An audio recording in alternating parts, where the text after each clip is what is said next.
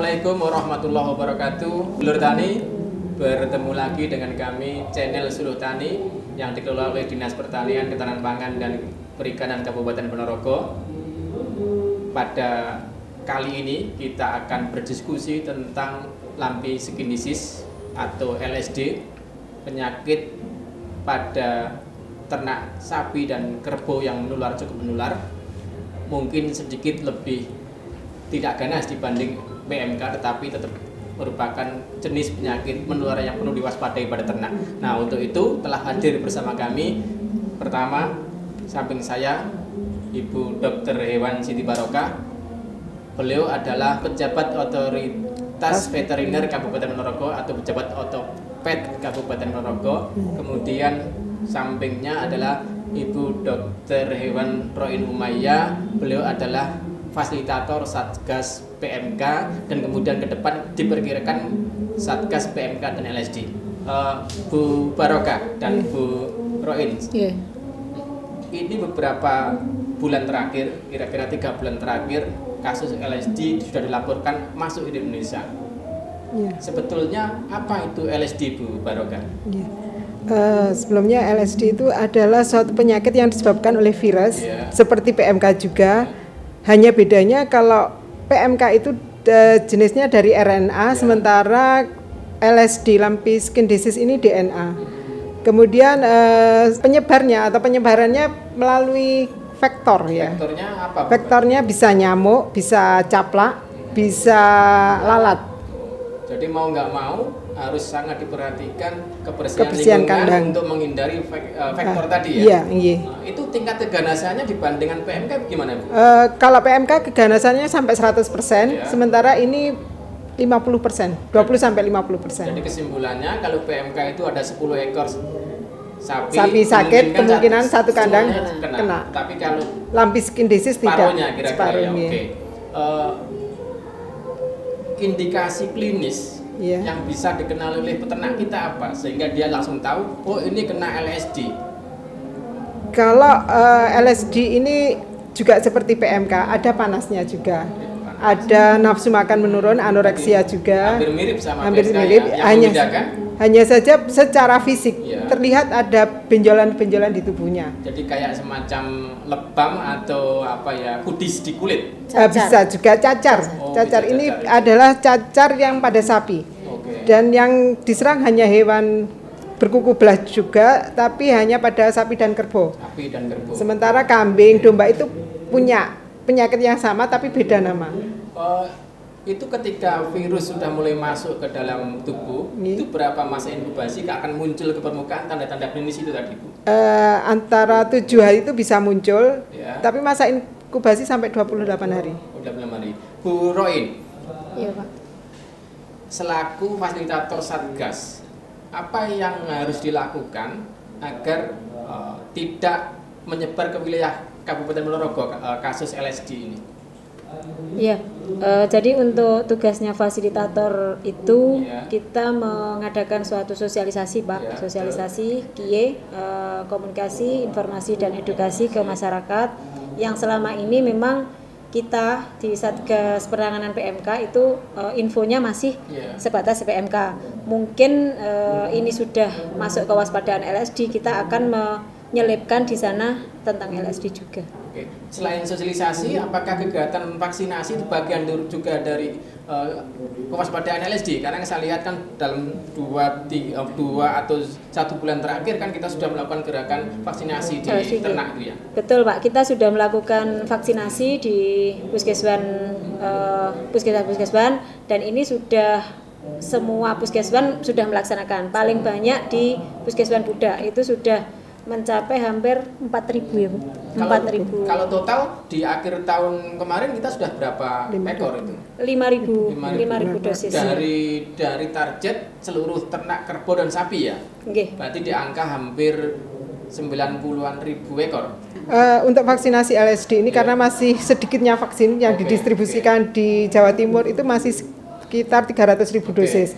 Sementara prioritasnya itu pada sapi perah dulu karena tingkat kerugian ekonomi dari segi ekonomi paling lebih tinggi pada sapi perah. Kemudian di Ponorogo itu ada distribusi vaksinasi LSD itu didistribusikan kepada peternak sapi perah melalui kelompok, melalui KUD yang ada di Ponorogo. Kemarin terutama karena sapi perah di Ponorogo itu di daerah Pudak Bulung Soko, akhirnya yang menjadi prioritas juga di daerah situ. Berarti kesimpulannya Bu Barokah sama Bu Roin, karena konsentrasi perah kita itu kan ada di Pudak, Bulung Soko, kemudian ada sedikit di daerah Ngerayun, Cepoko, dan kemudian ada sedikit pula di daerah Jendangan, Sampung. Berarti Satgas PMK dan yang nanti akan berkembang menjadi Satgas PMK dan LSD di wilayah-wilayah itu sudah ready ya Bu, siap siaganya ya.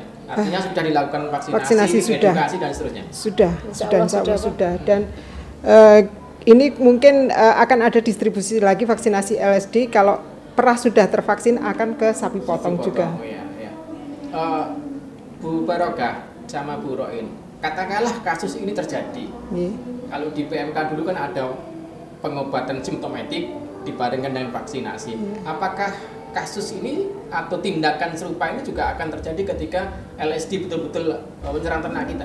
Iya, insya Allah juga seperti itu, seperti kasus PMK, karena di Jawa Timur sendiri juga sudah ada 4 kabupaten yang terserang LSD. Artinya kalau di PMK itu butuh pembatasan wilayah, ya, karena transportasi itu bisa menjadi vektor.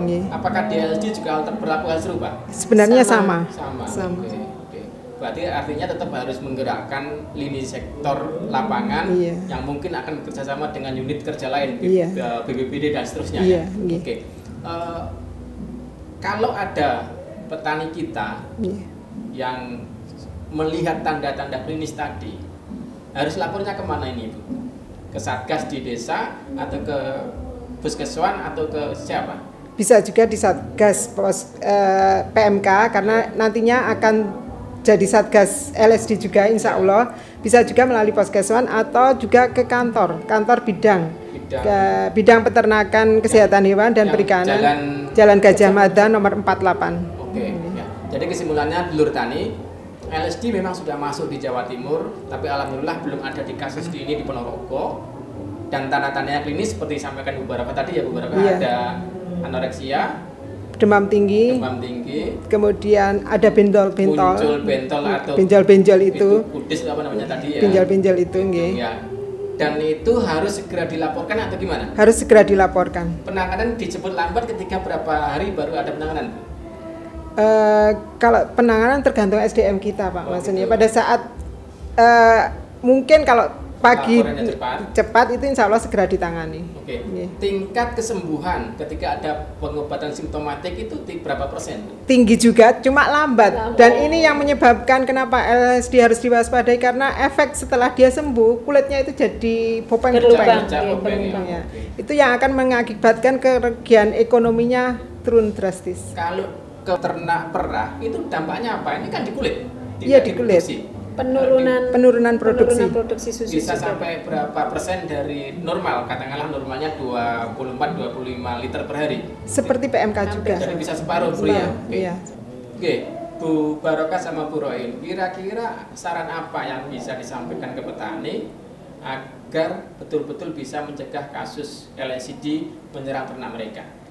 Ya karena LSD ini disebabkan salah satunya vektor, otomatis kebersihan kandang, higien sanitasi itu juga dibutuhkan. Salah satunya dengan penyemprotan desinfektan, dan desinfektan yang dipakai pun sama dengan desinfektan untuk PMK. Itu harus berapa periodik dilakukan kebersihan desinfektan maksud saya? Kebersihan kan tiap hari, tetapi desinfektan penyemprotannya berapa periodik? Sesering mungkin Pak Masun, misalkan 1 minggu itu juga enggak apa-apa, 1 minggu sekali enggak apa-apa. Jadi, kalau di sapi perah itu kan lebih intens ya untuk penyemprotannya, karena susu itu harus lebih bersih karena produk susunya itu. Dan petani sudah hafal ya jenis desinfektannya apa ya. Nah itu kira-kira dulur tani dampak ekonomi dari LSD bisa menurunkan produksi susu sampai separuh lebih, dan kemudian ke kulit ya, otomatis kualitas kulit akan menjadi turun karena muncul bopeng-bopeng. Saya pikir terima kasih Bu Dr. Hewan Siti Barokah dan Bu Dr. Hewan Roin Umaya, informasi yang singkat ini mudah-mudahan ini bagian dari sosialisasi terkait kewaspadaan LSD di Kabupaten Ponorogo. Dan dulur tani jika menemui tanda-tanda tadi bisa menghubungi sebagaimana disebut oleh Dr. Hewan Siti Barokah tadi. Demikian, salam petani cerdas, petani hebat. Assalamualaikum warahmatullahi wabarakatuh.